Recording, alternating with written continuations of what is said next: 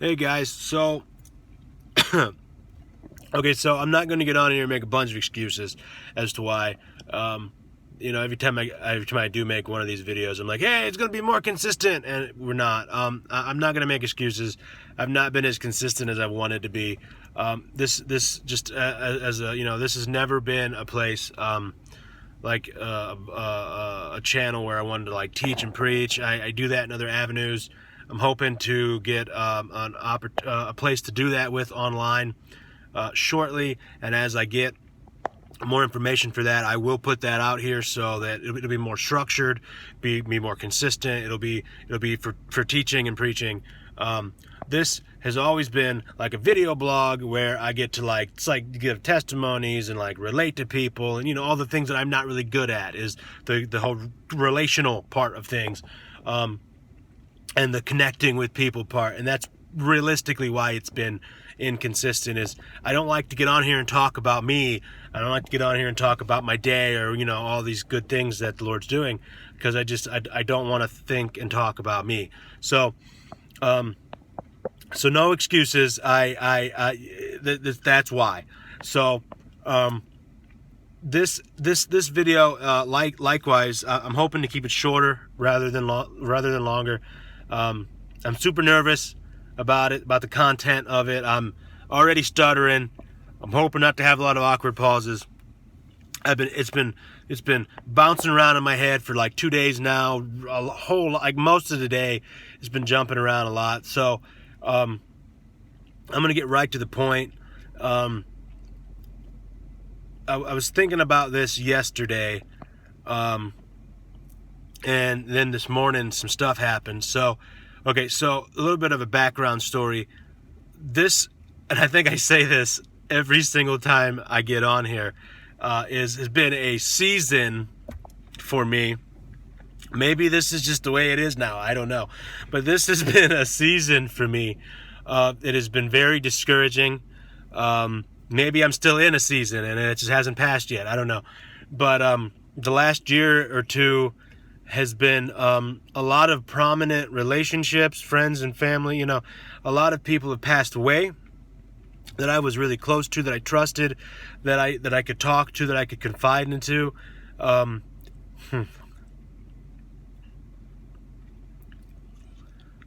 People have moved on. People have stopped talking to me for a lot of reasons, and it has been a rough go for a while, because I felt really isolated, and because I felt isolated, I'm an idiot, and I've only isolated myself more. Sometimes intentionally, sometimes unintentionally. It's like the whole stupid defense mechanism thing. And so I'm not going to cry in this video, I promise. So thinking about that, there has been days that this is a weird season where, I have driven home from work in tears. I have been, depressed and discouraged. Like, I've woke up that way. I've went to bed that way, a lot, and just bouncing around in my head, thinking about things, and just, like overwhelmed, feeling like I'm just floating up and down, just trying to get my next breath of air. Just feeling very, very inadequate, expendable, just like not capable. Doesn't matter how much I prepare, doesn't matter how much I plan, doesn't matter how much I know the Lord's like, hey, I want you to do this. Doesn't matter how much I am prepared. I walk into situations feeling very, very inadequate, and so I've kind of shied away from a lot of things that I shouldn't be, or I walk into them kind of not as confident as I should be, and that's where I'm at right now because of this season of doubt, or season of depression or discouragement or whatever. And so that's kind of the background story. Let's get that out of the way. Let me, get to the meat and potatoes, right? Okay, so just really alone.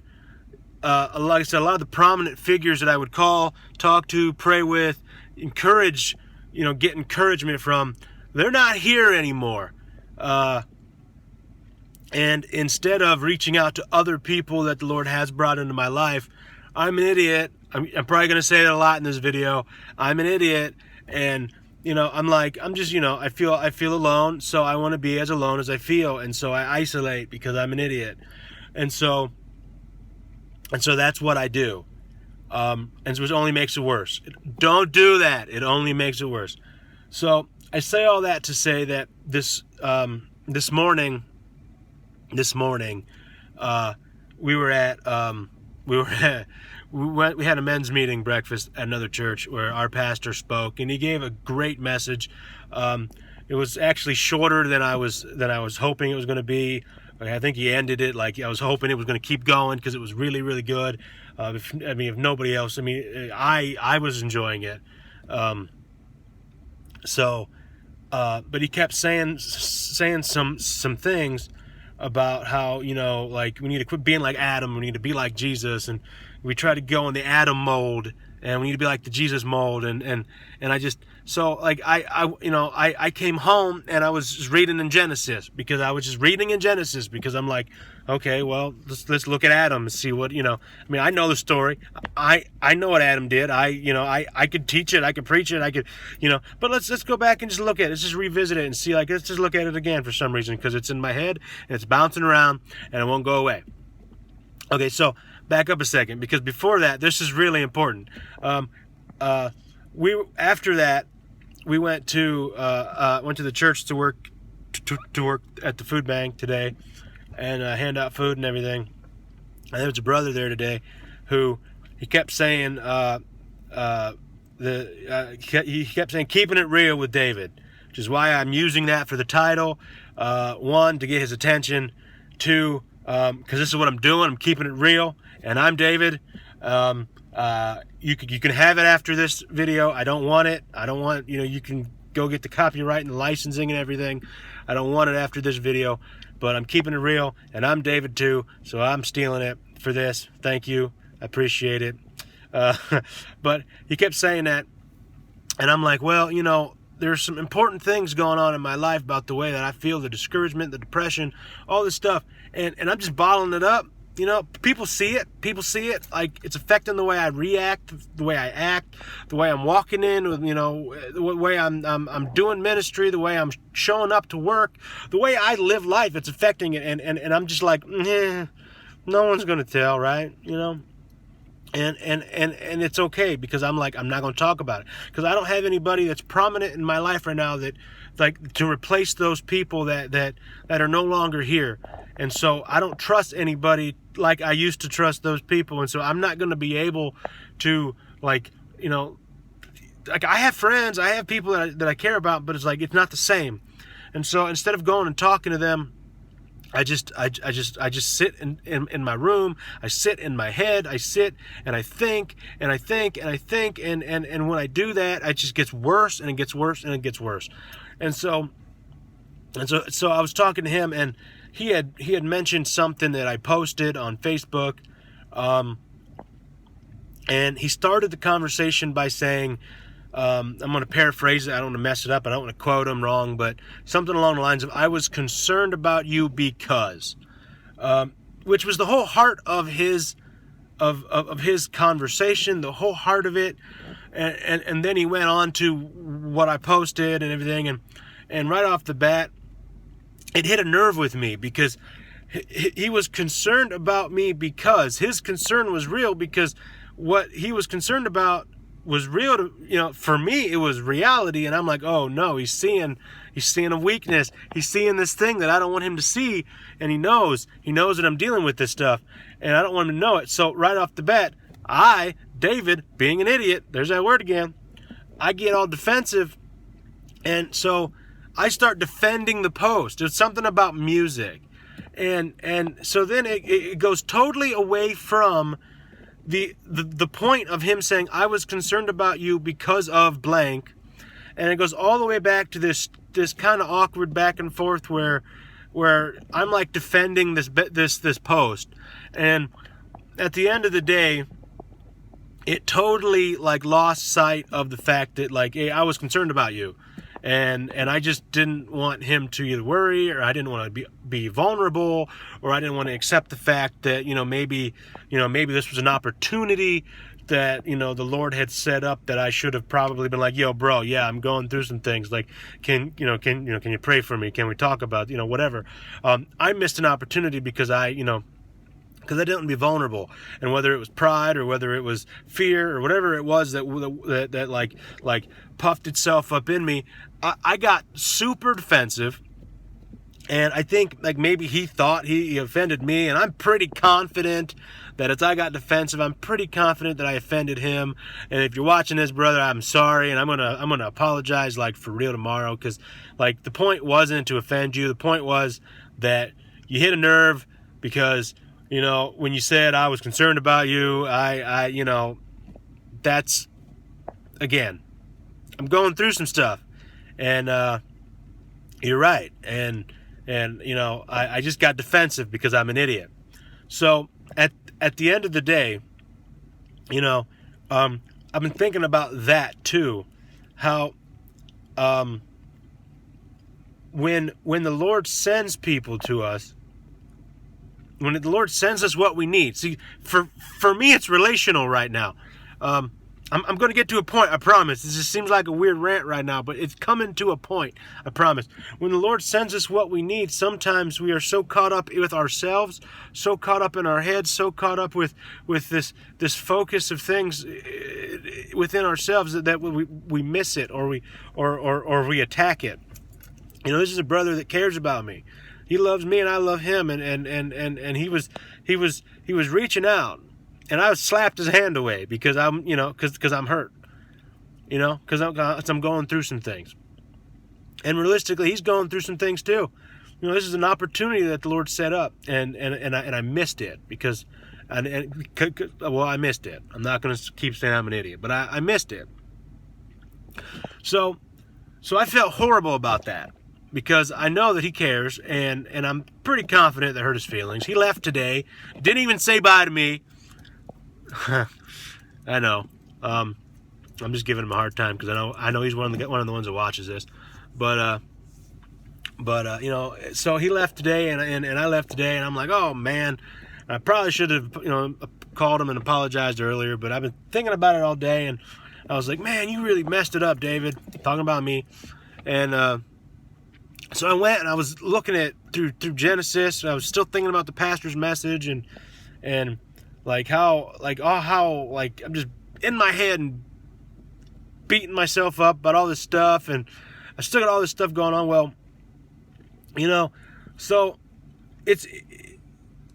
I'm like, I need a cup of coffee. So I went to get a cup of coffee. It's like, late at night, whatever. So I'm just driving. There's a place. There's a place that I'm driving. I ended up over somewhere. There's a location that I tried to do the math while I was driving. I'm not good with math. Like 13, 14 years ago or something. That tentatively though, I was going through some stuff that realistically was nothing, but at the time was huge for me. And I had a plan to like end everything. I was done, and I had a location where I was going to do that at. And so the day that was going to happen, the Lord intervened with a phone call. Somebody else called me, and that didn't happen. Like, when I look back, I don't know how it worked out. Doesn't make sense. How it was all orchestrated, how the Lord set it up to get me from where I was supposed to be to where I was going to do what I was going to do to get me to where he wanted me, to where around the right people, I don't know how it happened. I just know that it did. I know the Lord's behind it, and And, fortunately, I did not do what I wanted to do. But I say that not as a shock value, or not as, not as anything like that. I think I've talked about that before on here, but it's 14 years later, and there's still that place that when I'm having, when I'm seasonally, when I get really discouraged, I like to drive by that place. It's going to sound dumb. If you don't understand, you won't understand. And if you do, you will. But it's kind of like an emotional thing in a good way. It's kind of, it's just a reminder, when I drive by the place where it was supposed to end, and then I remember like the goodness of God, when I remember how it all worked out when it wasn't supposed to, when I don't even understand how it worked out. I just remember that it worked out. When I drive by this thing and I remember everything that I was going to do that day, and how it was all going to, how all of my plans, how all of this was supposed to work out, how it didn't, when I drive by that. And so tonight I drove by there because I have a lot in my head, and I'm just thinking, and I'm just pondering. And so I drove by this place, and I'm remembering that. And I even went further up, and I went to the place where I used to work. That was, and I checked it out, and it's like I just driving down memory lane again, and I just remembered like where the Lord took me from, and just through the course of everything. And it's a rough season, but sometimes you got to remember, even in the midst of a rough season, that the Lord has a plan. And it doesn't just like that day 13, 14 years ago, David had a plan. David had a plan that didn't work out because the Lord had a better plan. The Lord had a plan for his life. That, the Lord has maybe your plan. I know I ranted all this to get to the point of my frustration, and I ranted about all this story about like how I got upset and discouraged, and this was the whole reason why I got in the car and drove today, to get a cup of coffee and drove, because I was just, it's been a bad 2 years, and then and I felt like I offended my brother today, and I just been, it's been an emotional day in general. And so I just needed to drive. That was the whole point of all that rant. But I get to this, maybe you had a plan for your life that didn't pan out. Maybe you had a plan for your life that didn't go the way you wanted it to. Maybe you had a plan for your life that maybe it feels like it's done. Maybe you feel like you're just in a hole, and nothing's going to happen. I'm not going to promise that just because I'm reminded of this right now, that tomorrow morning I'm going to wake up and be like, oh, happy, great. I might wake up and, stub my toe, figuratively or literally. Up here, there's some serious stuff going on that I need to allow the Lord to deal with in his time. And I just have to suck it up and be obedient to what he wants me to do, and let his plan unfold in my life, because his plan is better. But like I said, I was reading in Genesis. I was reading it earlier, and then while I was driving around, I was just letting my Bible app read it to me in the truck while I was driving through the stuff, and I don't know, I got to like chapter 4 or something. And I got stuck on I think it's verse 3. It's just the whole, in the beginning, Genesis 1, verse 3. It just says that the world was formless, it was empty, and it was it was formless, empty, and darkness hovered over the surface. And I'm going to say that through this season, whether it's relationships, whether it's employment, whether it's whatever the deal is, whatever it is that you're going through, whatever it is that your plan that you feel like is not coming into fruition as fast as you'd like it to, if it feels formless and empty and it feels like darkness is hovering over the surface of it, the next verse says, then God said, of course it said, let there be light, but God said.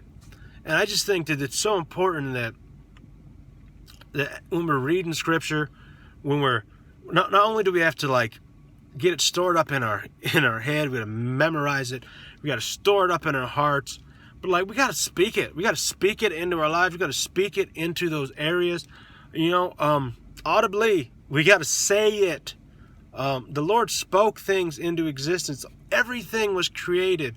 Life as we know it was created by His Word. And then He breathed life into it. We need to speak His Word. We need to speak His Word, and then as we're speaking His words, holding on to His promises, allow Him to breathe His life into our situations. And that's really all I got today. It's nothing new. It was just something that I as I'm driving around, I needed that reminder, and I just wanted to remind you. So I hope that you guys are doing well. You keep praying for me, and I will keep praying for you. So you guys take care and have a good night. God bless.